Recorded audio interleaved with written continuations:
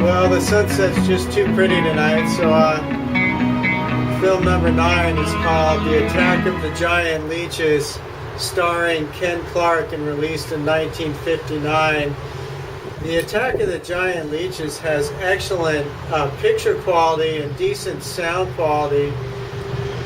It's about rocket tests at Cape Canaveral that leak atomic radiation into the Florida bayous, into the swamps, creating these giant mutant leeches that feed on humans, sucking their blood dry. It's a suspenseful story with on-location sets in the Everglades, including underwater shots, which are pretty cool.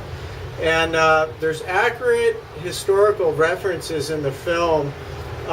Mention is made of Osceola, who was a chief of the Seminole Indian tribe. And the Osceola led the Seminoles in a resistance effort in about 1840. And they hid out in the swamps there for 2 years, evading the authorities. So it's pretty neat that this movie has some history behind it. This film is worth watching, and while it could just as easily be billed as a sci-fi, it is a welcome addition to the horror collection. The characterizations are spot on, and the giant leeches are pretty grotesque. The sound they make is freaky enough to make you sit up in your chair. One thumb up for the Attack of the Giant Leeches. Nothing would please him more than to have all the swamp people disappear.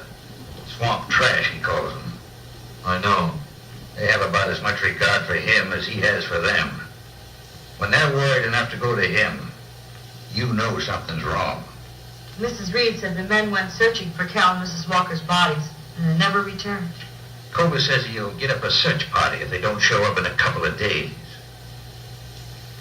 Doc, you and Nan take your car and get as many volunteers as you can.